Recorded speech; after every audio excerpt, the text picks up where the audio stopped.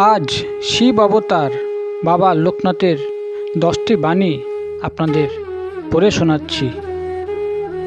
1 নম্বর, কেউ কোনোদিনও তোমাকে সম্পূর্ণরূপে সাহায্য করতে পারবে না। নিজের সাহায্য নিজেকেই করে নিতে হয়। একটাই কথা মনে রেখো, তুমি নিজেই নিজের সবচেয়ে বড় বন্ধু।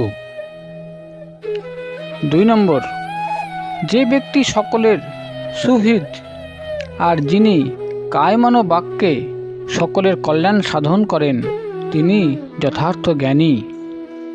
3 নম্বর, রণে বনে জলে জঙ্গলে যখনই বিপদে পড়িবে আমাকে স্মরণ করিও, আমি তোমাদের রক্ষা করিব।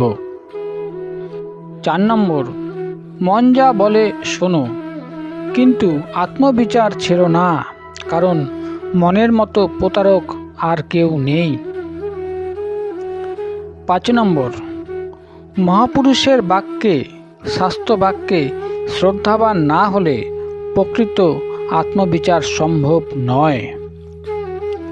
6 নম্বর, এই বিরাট সৃষ্টির মধ্যে এমন কিছু নেই যাকে উপেক্ষা করা চলে বা ছোট ভাবা যায়। প্রতিটি সৃষ্টি বস্তু বা প্রাণী নিজ নিজ স্থানে স্বমহিমায় মহিমান্বিত আছে, জানবি।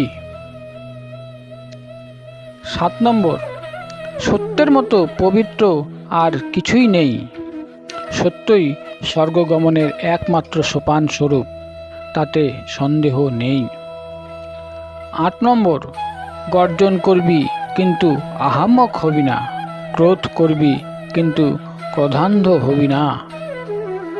9 নম্বর, যে ব্যক্তি কৃতজ্ঞ, ধার্মিক, সত্যাচারী, উদারচিত্ত, ভক্তিপরায়ণ, জিতেন্দ্র, মর্যাদা রক্ষা করতে জানে আর কখনো আপন সন্তানকে পরিত্যাগ করেন না, এমন ব্যক্তির সঙ্গে বন্ধুত্ব করবি।